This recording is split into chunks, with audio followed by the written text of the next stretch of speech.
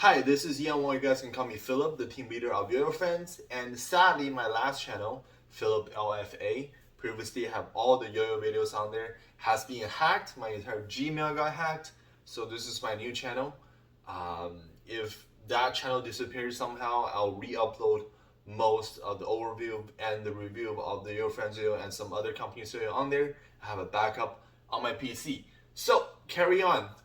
So today we're gonna go today we're gonna have an overview on the Yoyofriends Graviton, the first ever 7068 plus titanium ring from our company Yoyofriends, and also the first ever signature series, the signature of our team player Tony Sung, from Korea/Canada. Okay, so introduction to the Yoyofriends, yo-yo players like us and Tony, the signature of this yo-yo, combined with FPM, the yo-yo manufacturer. Together, we're gonna make awesome yo-yos and then give back to the yo-yo community and overall just to make friends, I guess. Okay, this yo-yo is basically 99% designed by Tony's son. I help a little bit, the manufacturer team obviously help a little bit, but down to every single minute details, this is made by him. It is his signature yo-yo, whatever he says goes. So first look at this yo-yo. This is 768 plus titanium rims. The first thing you're gonna see is these massive titanium rims. Titanium is less dense than stainless steel.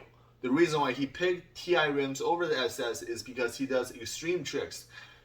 He wanted the yo-yo to have a lot of flow to help him to glide across the string, especially those aerial, crazy, mind-boggling, jaw-dropping tricks. He wanted the yo-yo to guide him instead of him having that absolute input on the yo-yo. Something like a tachyon where the rim are extremely on the outside, full SS because it's super dense. This is more spread throughout, not super intimidating or jarring to play with. Very mellow, I would say, in terms of power and then just controllability.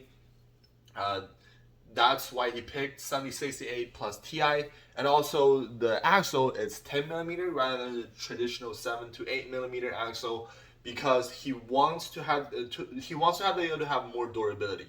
He is the kind of guy who dropped the yo-yo a lot because he does 1A, 3A, 5A.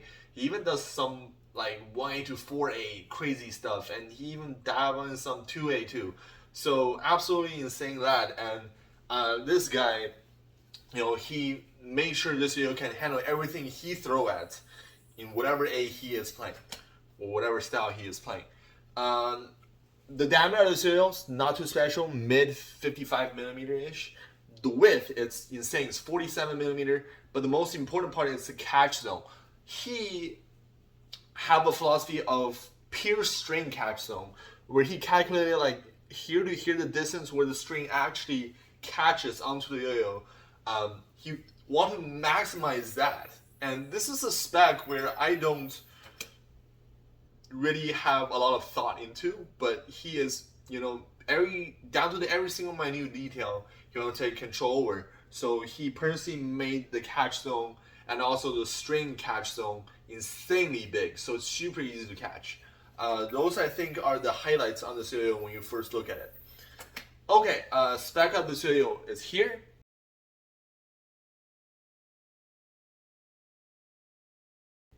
Alright, smoothness. This is our first crack at 7068 plus TI, and this is dead smooth 10 out of 10. Same as the prototype, and that's great. Great manufacturing as always. It is to be expected now. Power on this is surprisingly good.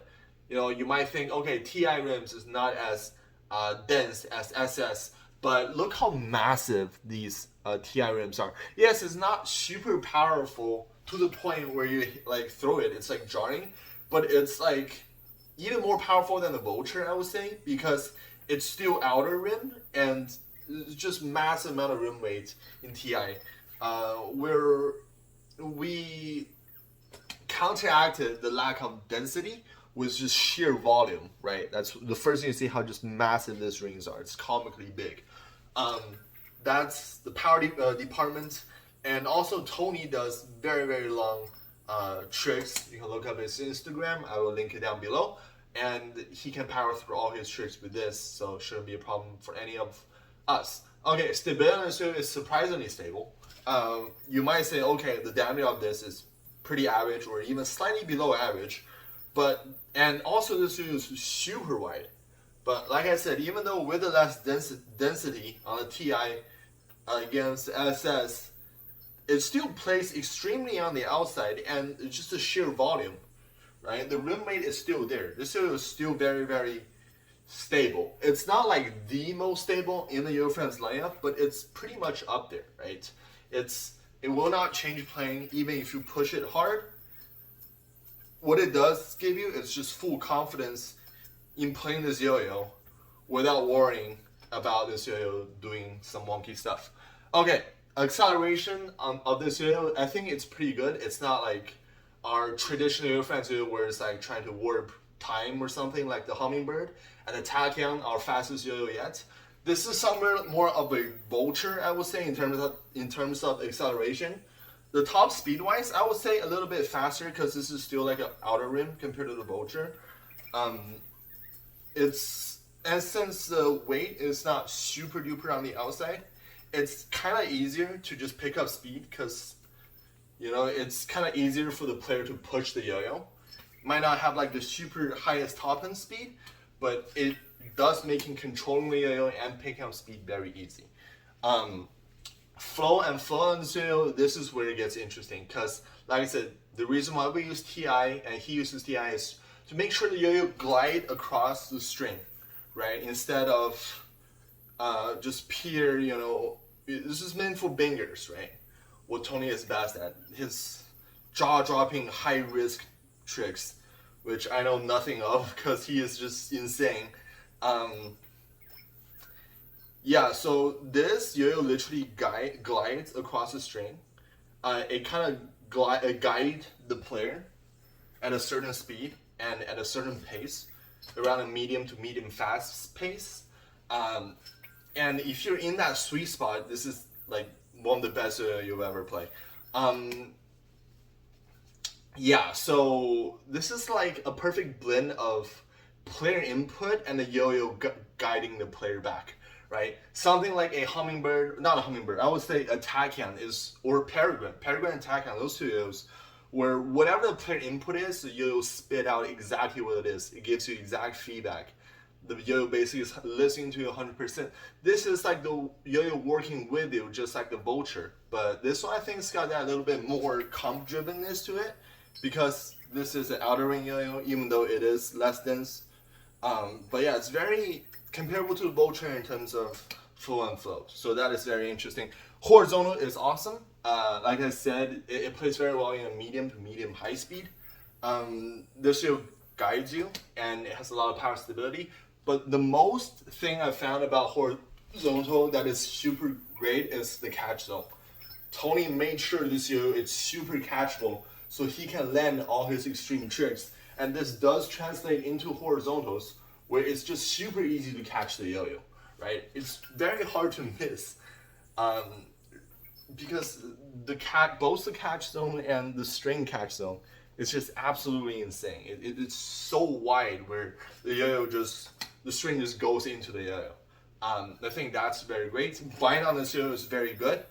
I have no trouble. I am using a NSK DS with KD string first class normal, and I have no bind issue. Bind are tight.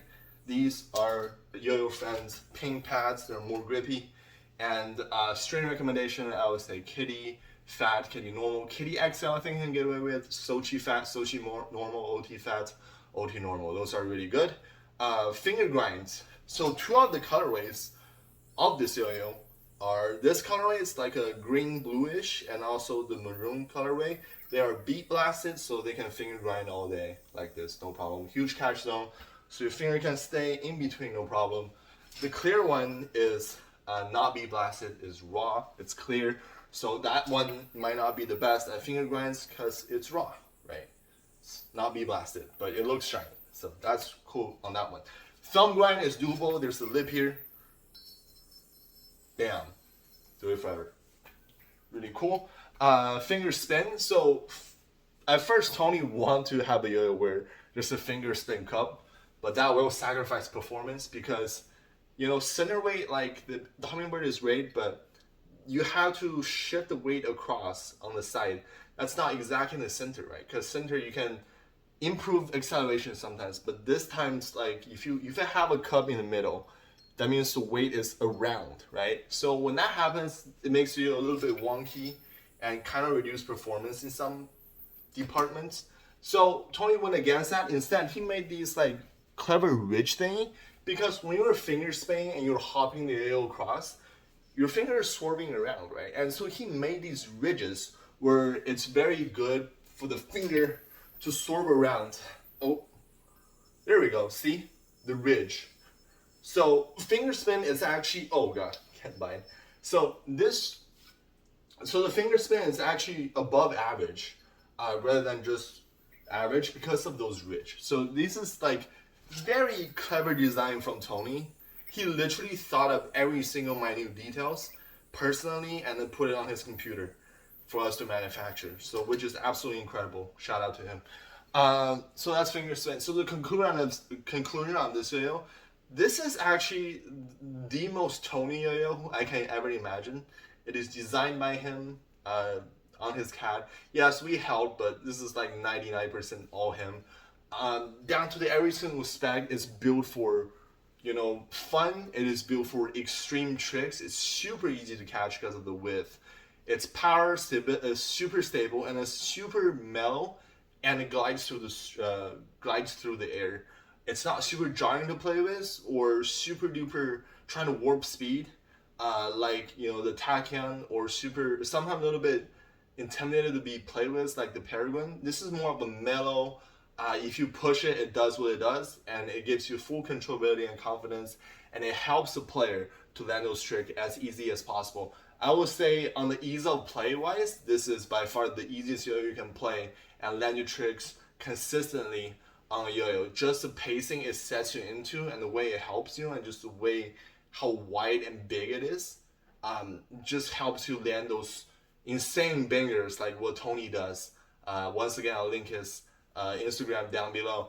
And yeah, so I can say all this stuff, but he actually wrote up the Graviton story, exactly down to every single detail on how he made this yo-yo. I'll have that link down below as well. And he even made the logo, Graviton logo. This is his drawing. So everything, this is the Tony yo-yo. Imagine Tony's son. This is his yo-yo. Absolutely brilliant. Exceeded all my expectation, and a very, very awesome first showing for the Yoyofriends signature series. We're gonna have a lot more signatures coming soon. I'm already putting another prototype, and that is absolutely insane as well. So super happy about this. Every single material used, the axle lengths down to every single detail, it's well thought through, even more than any like regular Yoyofriends offerings. And first ever 76A plus TI really does kind of make a difference. Now I fully understand the benefits of a TI rim. So that is awesome. Opened my eyes as well, and also made me learn a little bit of stuff as well. So that is super cool.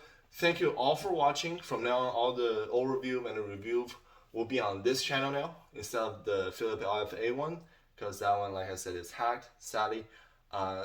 Graviton is now available at the Yoyofriends store. I'll have a link down below as well. Thank you all for watching, and see you guys next time.